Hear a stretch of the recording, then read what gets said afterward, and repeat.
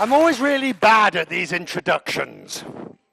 Guaranteed to get them the wrong way round. Well, Prime Minister, Honourable Minister. There's an old adage of which you are very familiar. And it basically goes like this. I think it was Winston Churchill who first said it, but he might have been quoting Machiavelli. And it goes like this. Never waste a crisis.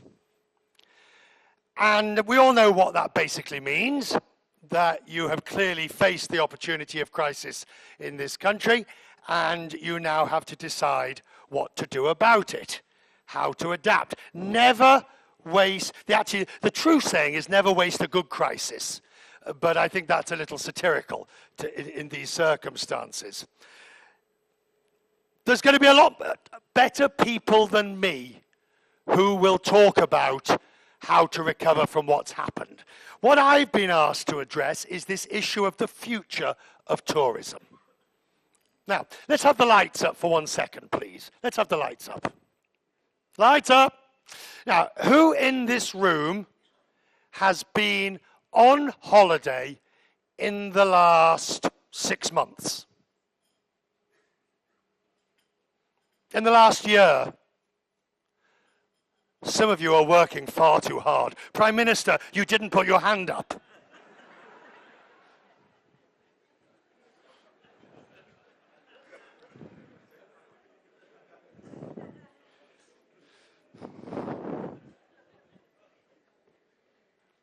Right. There's too many jokes that could go from that one. Yeah. Any politician facing elections, no, leave it there, Richard. Leave it there. Don't go there. Right, so we've all been on holiday at some point, except the Prime Minister, but we've all been on holiday at some point. And the important thing is, and the reason I ask you that, is that you are both sides of the same coin.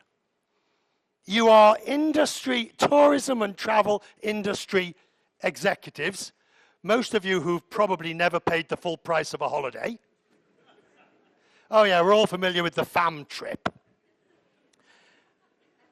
Don't pretend you don't know what I'm talking about. Ignorance is bliss. All right. And for those of you that don't know what I'm talking about, you're missing out. Right. So we've all been on holiday, and we've seen what it's like, and we provide holidays for other people. And now, look, most of my working life is spent on the road, traveling. So I'm well familiar with it. But if we ask ourselves, what does the future of travel looks like? What does the future of tourism involve? Oh, that was a great plane. Absolutely amazing plane. I tweeted about it last night.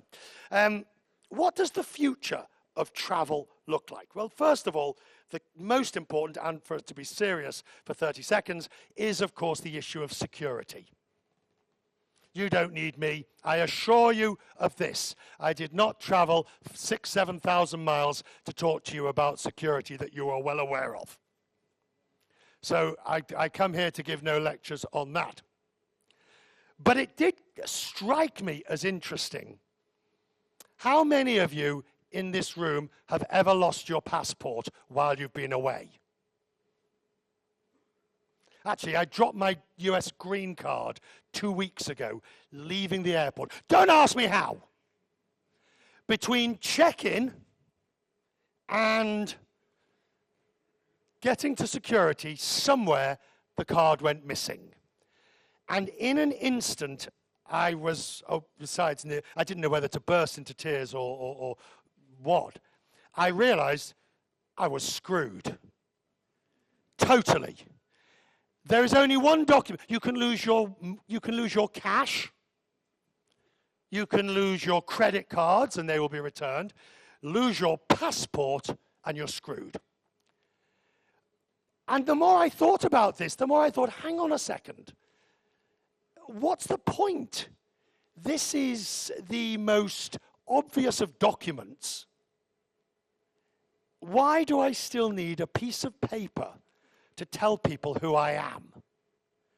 What's it got in? All right, you're going to tell me it's got biometric details. Yeah, but surely if I just put my finger or you just do my eye scan. The future of travel is biometrics. The passport that there's a gentleman nodding there. You agree with me? Good. The future, we're already seeing it. Emirates in the Gulf is now creating the first flights to the United States that are purely boarding by biometrics. The UK has now introduced across, I think, in a further 7 countries or 8 countries, you can use the biometric passport readers. You don't have to queue up. So the future on security, as I'm sure the ministers will agree, is biometrics, because it offers both the opportunity for convenience of you and me and the added security for the country that you know through the PNR details everybody who's arriving.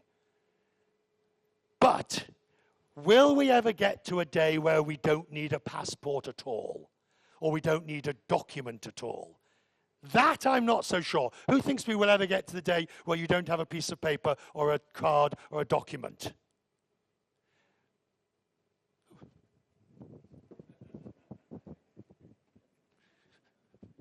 Who put their hand up? Well, he's a millennial. He probably, I mean, what can you say about those who think? Right. The next thing for the future of tourism after security is the environment. Okay,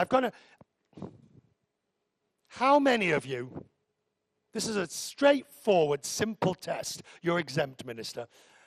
How many of you, when you travel, remember to put on the bed for your towels not to be changed or your sheets not to be changed?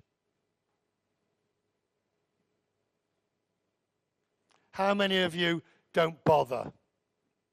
How many of you are too embarrassed to put your hands up because you know that you don't? That is the simplest example of how we say one thing about the environment and do something completely different. Ladies and gentlemen, in this room are the biggest hypocrites in the world. And I count myself as one of them.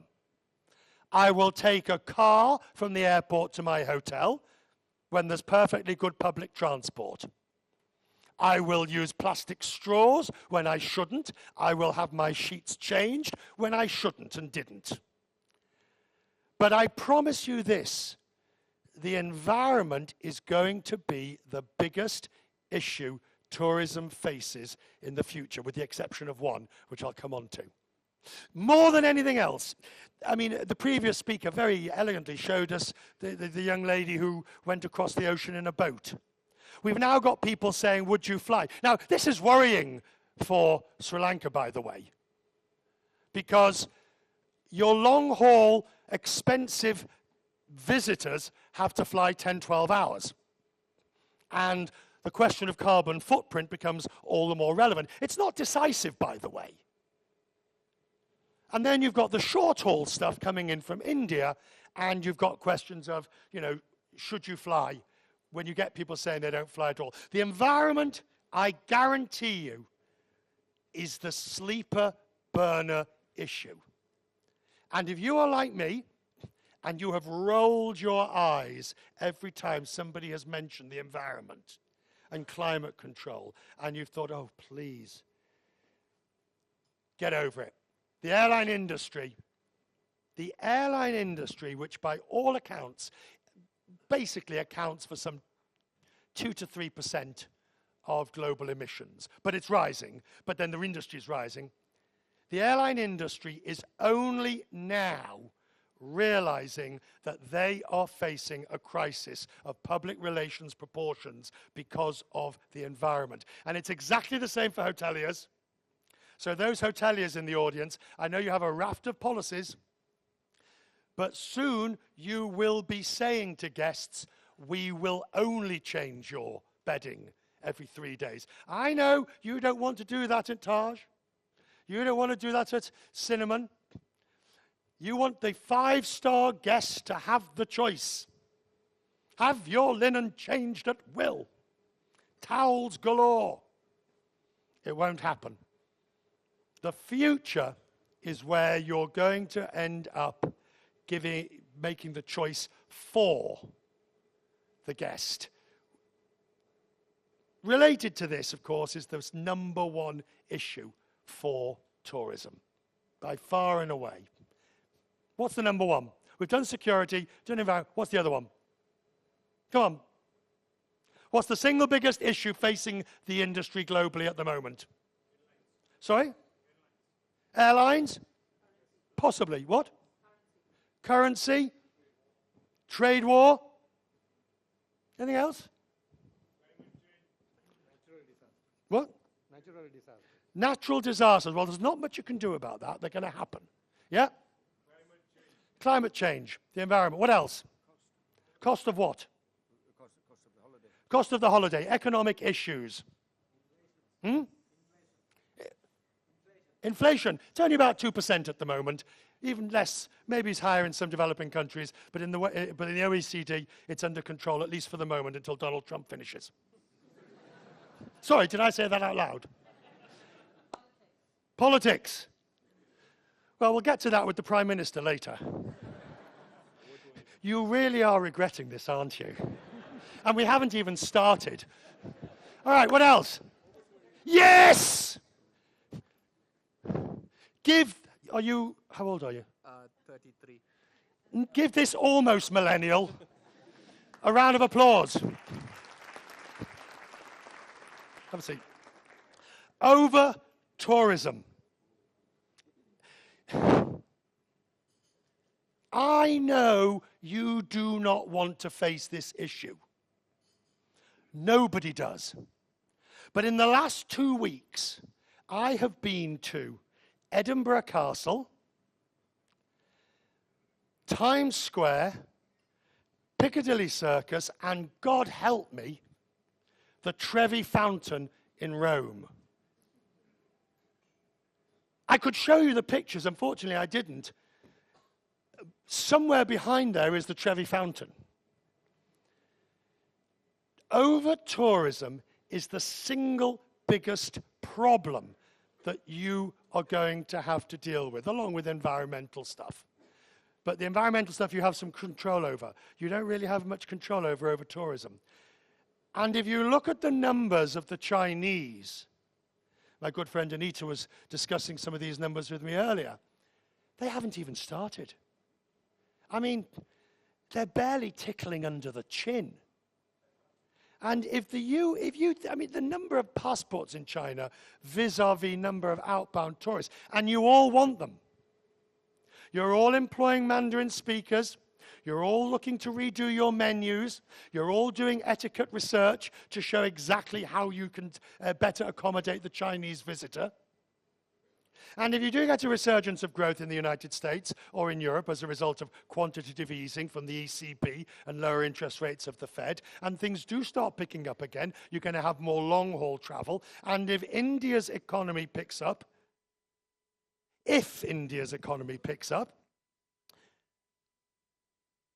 somebody said to me yesterday that they wanted, your current arrivals in 18 were 2.3 million. Now, let's forget this year in the sense of you'll do maybe 10, 15% less. Let's put this year to one side. Let's say you get to 2.5 million next year. Somebody suggested they'd like to see 5 million within 5 years. I think that's unrealistic, but somebody suggested those sort of numbers. Well, how are you going to handle them? Where are you going to put them? Oh, I know there's a wonderful private alliance plan, which his idea is to move people around the country. Yeah, good try. It's been tried. It's very difficult to do, by the way. Very difficult to do. Tourists go where they want to go. You know, they have a nasty habit of deciding where they want to go, but you can do it. Infrastructure, airports, roads, water, sewage, hotels, beds in different parts of the country. And then you have what I would describe as the crucial element, the experience. The experience. How are you, in an era of over-tourism, how are you going to preserve the experience. I was with my partner, we went to Rome. He'd not been to Rome before, and he'd never seen the Trevi Fountain. I don't think he still has seen the Trevi Fountain. I think he saw an extraordinarily large number of people standing in front of the Trevi Fountain. And I think when he threw his coin over his shoulder, he was actually wishing, I wish they weren't all here. Edinburgh Castle, it was.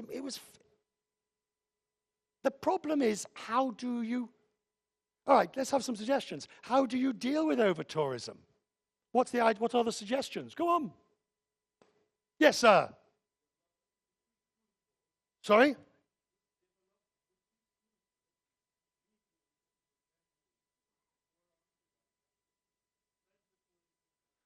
Cruise boats. They come with an entire raft of problems of their own. And the biggest problem of cruise boats is they don't spend in the local communities. They spend on board. Next solution for over-tourism. What? Right. You've got visas. You've got the idea, create visas. You've got pricing mechanisms. Well, that just prices out the poor. Visas, how do you enforce? There is no answer, by the way. There is no answer to over-tourism. Oh, wow, that's what it's like at the back. There is no solution that will easily lend itself to the problem of over-tourism. And whilst you might all be absolutely delighted at the idea of getting your numbers up to 3 million, what the hell are you going to do with all these tourists? And the reason I come back to my very first point, the reason this is significant is because we are both sides of the same coin. Where did you go on holiday last? Oh, this man went to Australia. Have you ever tried to take a picture of the Opera House at sunset? And I tweeted about this. And as I tweeted about it, I realized, I admit I'm a hypocrite. I'm tweeting about over-tourism, and I am the culprit. I'm a victim, and I'm the culprit at one and the same time. Why am I spending so long talking about this? Because it's a situation like the environment you're going to have to deal with. We are going to have to deal with. We have no choice. And in many ways, it is way more difficult than the security one, because how do you deny the right of people to travel when they want to, where they want to see what they want to?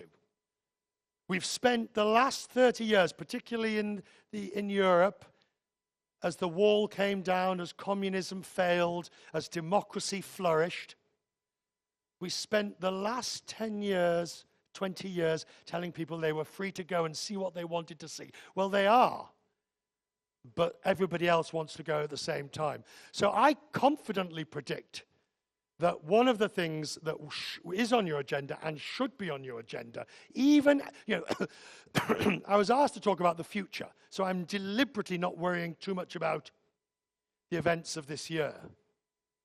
Your tourism plan needs to concentrate on 4 million tourists, 5 million tourists, multiple airports, roads, infrastructure, all the things I'll be talking to the Prime Minister about in a minute or three. Those are the issues. Now, by now you're starting to think, it's all very depressing. He's gone on about the environment, he's gone on about tourism, over-tourism, he's gone about security. What is the future of tourism? Let me finish with this. I want you to do me a favor. Next time you see a plane take off, I want you to just sit and look at it. Just watch it. Preferably if it's a Sri Lankan Airlines plane. You will watch the plane go down the runway faster and faster and faster, and you'll watch the nose rotate, and it'll lift into the air. Now, you're thinking, why is he going on about this? It's an everyday event. Happens tens of thousands of times a day across the world. Now think of the people on board. Think of the people who are going on holiday. You. Think of the people who are going for a new job. You. Think of the people who have either won or lost an election. No.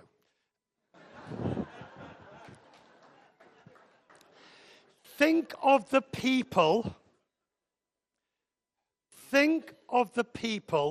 who are going to get married. You. Or divorce. You. To bury someone. Anybody. Think of the hopes and the ambitions of those people on board. And that's every single one of us. And I don't care whether it's Cinnamon Airs, little Cessna with 6 of us going up to the national park to look at elephants. By the way, I saw some really interesting animals in the national park. Which park was it I went to? In the one in Mineria. I saw some really interesting animals. So you had the elephants, and then next to the elephants was there was a herd of elephants, and next to the elephants was a horde of lesser spotted tourists. And they were in the Jeep. The Jeep. Now, the Jeep has a very special sound.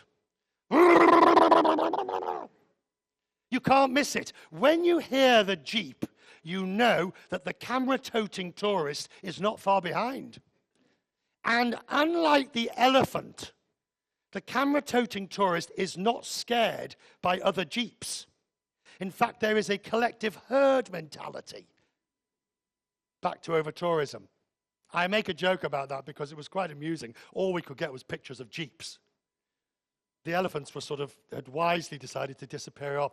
My point is, every time you look at a plane, think of the people who are going, who are coming, who are happy, who are sad, who are visiting Sri Lanka on a bucket list journey, the place they've dreamt of coming for decades. Think of those people. And as you go about your work over the next few hours, and as you go about your business, yeah, you can be cynical about government that takes too long to put forward a campaign. You can be cynical about industry that takes too long to repair a hotel or an airline that won't start flying somewhere. We can all be cynical about it. But there is a beauty to what we do, what you do. And on that, I ask you to reflect. And please, leave me your emails addresses so I can send you my travel details to ensure none of you are anywhere near me as I go traveling. So I get to see the Trevi Fountain first. Ladies and gentlemen, thank you for inviting me. Thank you so much. It's been an honor and a privilege to be here in your one. By the way, you thought I'd finished. No, by the way, the last time I was here for 20 hours. I arrived at 4 in the morning. I left at midnight, give or take. I promised then that I would come back and see the country properly. I've kept my promise. And now I promise to come back again. So I'll see you then. Just stay away out of my camera. Thank you.